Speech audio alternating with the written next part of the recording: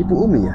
Ya, perkenalkan dulu nama saya Bu Umi. Iya. Saya guide lokal di Keraton Mataram kuno atau di Keraton Ratu Boko. Dan bisa ini adalah bisa dikatakan ini adalah istana raja, bukan candi. Nah, kalau candi itu lebih merujuk ke Candi Prambanan, lebih merujuk ke Candi Borobudur atau candi-candi yang lain. Karena sebenarnya ini lebih tepatnya disebut dengan istana raja atau keraton atau tempat tinggalnya raja. Iya. Ya, tapi dilengkapi dengan adanya candi-candi. Ya, baik, kita ikuti saya. Ya, saya akan menceritakan tentang siapa Ratu Boko dan juga tentang kerajaan ini. Namanya Kerajaan Mataram kuno. Ya, jadi di sini memiliki dua versi cerita. Ada cerita sejarah, ada juga cerita legenda. Nah, kalau menurut cerita sejarah, ini adalah Kerajaan Mataram kuno yang dibangun pada abad 8 Masehi. Nah, kerajaan ini dulu pada mulanya didirikan oleh Sri Maharaja Raja Sanjaya. Nah, Raja Sanjaya ini dia punya putra yang bernama Rakai Panangkaran. Nah, lalu Rakai Panangkaran diberikan tanah ini, tanah perdikan atau tanah bebas pajak, lalu digunakan oleh Rakai Panangkaran untuk mendirikan Abaya Giri Wihara. Ya, kawasan ini memiliki 16 hektar. Ya, 16 hektar. 16 hektar. Dan dari 16 hektar itu nanti ada dua pengelola. Yang sebelah sini nanti ada batasnya. Sebelah ini dikelola oleh BUMN. PT-nya PT TWC, Taman Wisata Candi, yang meliputi Candi Prambanan, Candi Borobudur, Keraton Ratu Boko.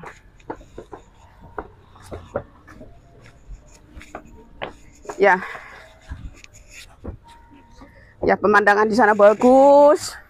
Di sana ada kelihatan Candi Kalasan, candi yang dibangun pertama kali di dalam Mataram kuno. Itu adalah Candi Kalasan yang dibangun oleh Rakai Panangkaran pada tahun 778 Masehi. Ya, ini baru masuk kawasan atau zona 2. Zona 2 ini dikelola oleh BUMN yang tadi saya bilang, ini adalah dikelola oleh PT TWC yang meliputi 3 serangkai, yaitu 3 Candi Prambanan, Borobudur, Ratu Boko. Itu satu manajemen, pusatnya di Jakarta. Nah, nanti zona 1 adalah zona situs-situsnya. Nah, zona 1 itu dikelola oleh Dinas Purbakala. Ya, jadi yang sebelah itu swasta, sebelah satu adalah negeri. Ya, baik, saya tetap akan menceritakan terus ya Pak ya. Oke, siap. Ya, Lanjut. jadi ini adalah Kerajaan Mataram kuno yang tadi pada era 8. Nah, kemudian rajanya itu Rakai Panangkaran. Dan Rakai Panangkaran ini berasal dari dinasti Sailendra. Tentu saja beliau beragama Buddha. Nah, pada saat dipimpin oleh Rakai Panangkaran, ya, itu Prambanan, itu Candi Hindu. Pada saat dipimpin oleh Rakai Panangkaran, di sini hanya sebagai Abaya Giri Wihara atau sebagai tempat belajar mengajar agama Buddha. Makanya di sini ditemukan adanya prasasti yang namanya Prasasti Abaya Giri Wihara. Yang artinya abaya itu tidak berbahaya, giri artinya gunung atau bukit, wihara adalah asrama agama Buddha. Nah, jadi arti keseluruhan dari Abaya Giri Wihara adalah sebuah asrama agama Buddha yang berada di atas bukit yang aman dan damai. Itu yang dibuat oleh Rakai Panangkaran pada tahun 792 Masehi. Nah, kemudian pada saat dipimpin oleh Rakai Panangkaran, di sini belum menjadi istana, belum menjadi kerajaan, baru sebagai Abaya Giri Wihara. Nah, kemudian setelah Rakai Panangkaran wafat, maka tempat ini akhirnya berpindah ke penguasa yang beragama Hindu. Rajanya adalah Rakai Pikatan.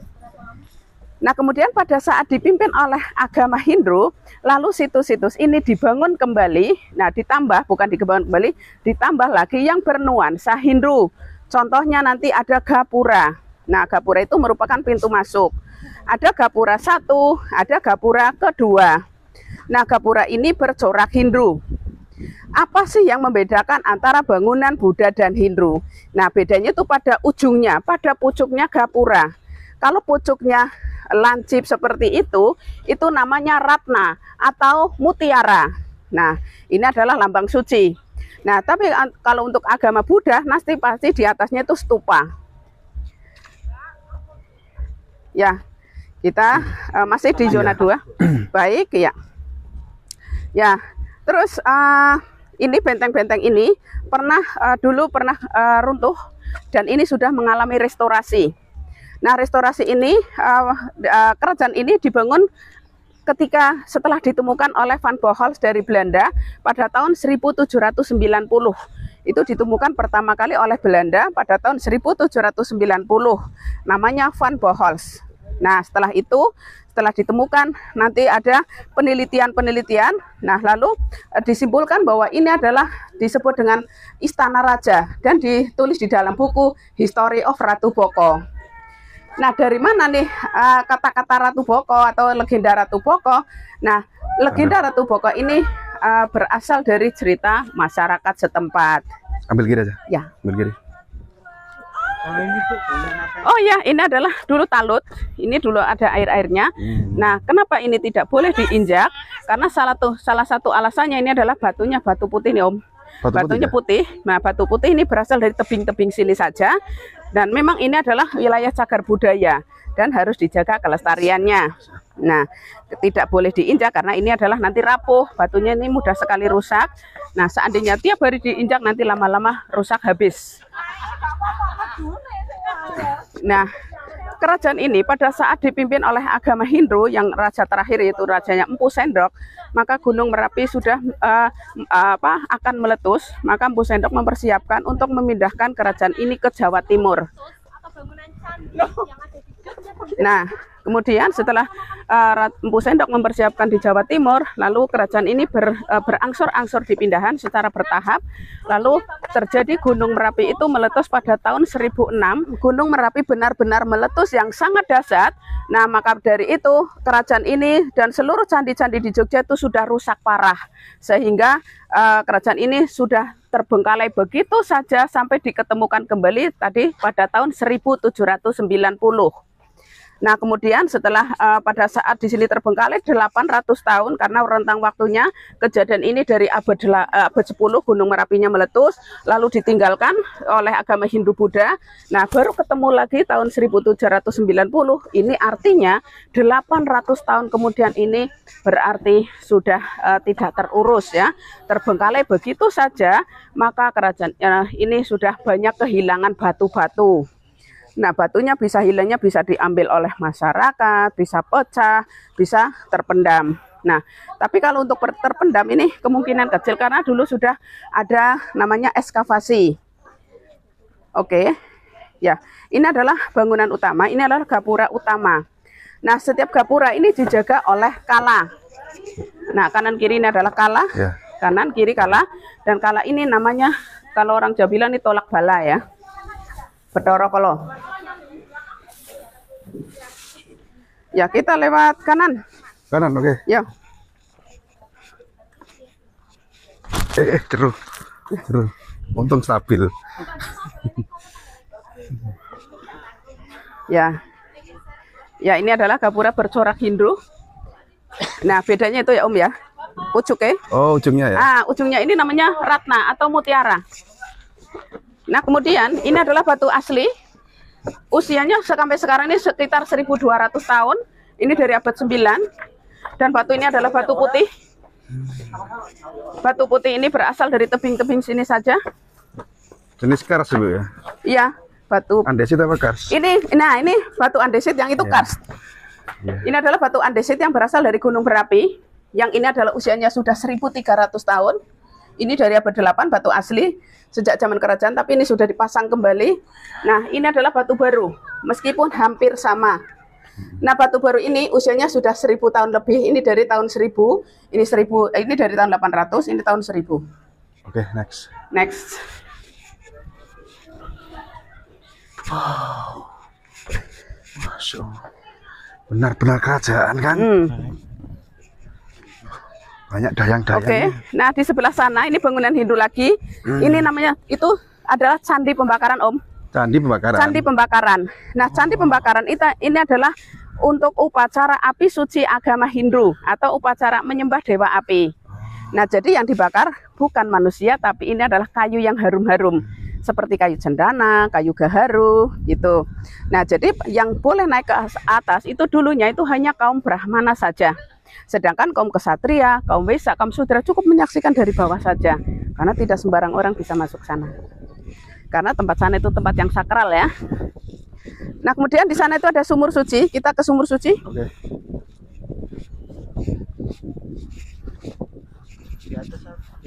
Sana atas itu bukan situ Om, itu gardu pandang.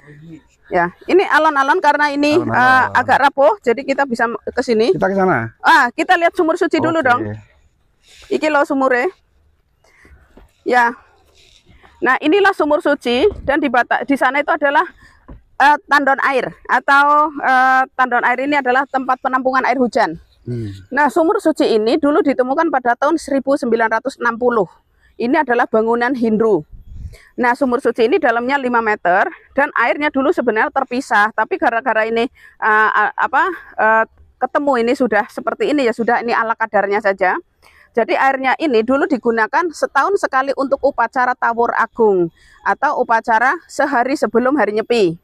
Ya, upacara ini nanti mengambil air dari sini nanti dibawa ke Candi Prambanan untuk media upacara di sana. Nah, kemudian ini tandon air. Tandon air ini adalah tempat untuk penampungan air hujan. Nah, dikarenakan ini adalah tempatnya di ketinggian seperti ini, susah mendapatkan air, maka ditampunglah air sebanyak mungkin di kolam sini. Ini dalamnya 2 meter, Om. Nah, kemudian airnya tidak kemana-mana karena di bawahnya itu batu karst. Nah, jadi seandainya pada musim kemarau ini airnya bisa berkurang ini karena ada penguapan saja. Nah, kemudian tandon air ini dibuat dari batu asli banget, batu alam. Ini batu yang gede banget.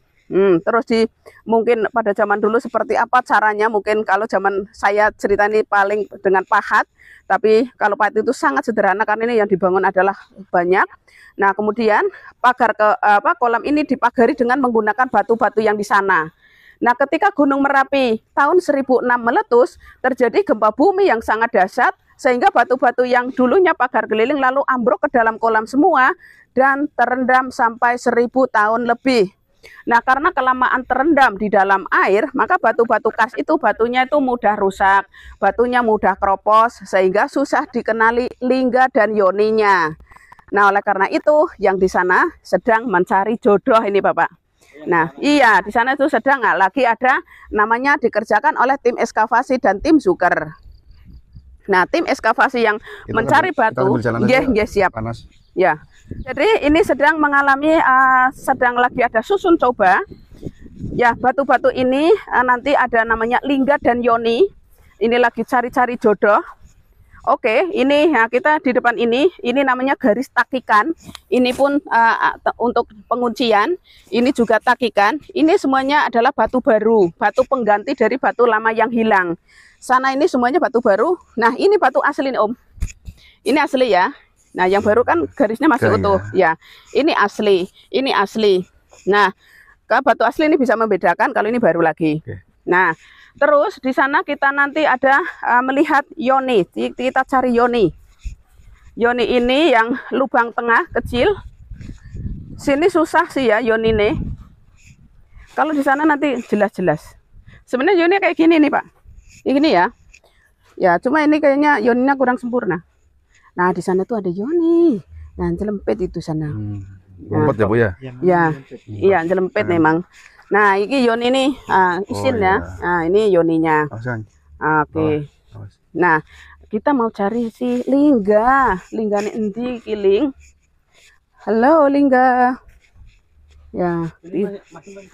Iya, ini masih campur-campur. Ini kan masih berantakan. Ini dulu.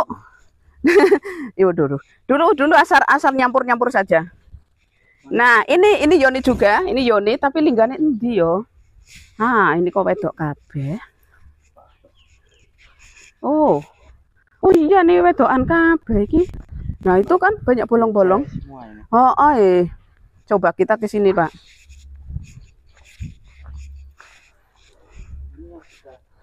Ya, ini sudah selesai. Nah, nanti kalau sudah selesai barulah dikasih ABCD ya, dikasih ABCD. Kalau misalnya jodoh nanti AA, satu pasang lagi BB, satu pasang lagi CC gitu, supaya nanti dipindahkan ke sana kan beda tim lagi, supaya tidak keliru. Itu. Jadi ini adalah ada susun coba namanya. Iya, tulis saja sampai gumun. Iya, padahal aku yang gumun karena tulis, ya saling gumun-gumunan. Oh ini anu listrik anu apa? Ketoi listrik. Ya ini anu ya Pak, becek. Nah kemudian ini dulu ada atapnya, ada bangunannya di sini. Nah yang batu bulat di sana ini adalah tempat tiang ya Om ya. Tiang, ini juga iya. Sana ada 9 loh. Ini satu barisnya 9. 3 baris berarti 9 kali 3, 27 tiang. Dan ini adalah tempat untuk istirahat. Jadi yang di sana itu alun-alun, yang padang gemplang itu adalah alun-alun. Ini adalah ada tempat istirahat. Yang ini terdiri dari 6 kamar, 6 bilik ya. Dan bangunannya semua terbuat dari bahan-bahan organik. Seperti tiangnya kayu, pagarnya kayu, atapnya menggunakan jerami. Dan keseluruhannya itu sudah tidak ada lagi yang utuh. Dan apalagi sisa-sisanya pun tak ada. Seandainya mau dibangun lagi, setidaknya itu 60% yang asli, 40% yang baru. Tapi kan di sini sudah tidak sama sekali tidak ditemukan. Lebih baik ini tidak dibangun lagi. Nanti kalau semuanya baru namanya tiruan dong, replika. Jadi nanti merusak nilai sejarahnya. Begitu. Nah ini batunya masih dicari-cari Om ya. Ya, seharusnya nih ketemu tuh. Seharusnya ada nih, ada lagi. Tapi ya ini masih ompong-ompong. Mau ke gua, Om? Ya, kita lewat. Oh, ke sana dulu baik. Ya. Iya, ke istana betul. Di istana sedang ada syuting.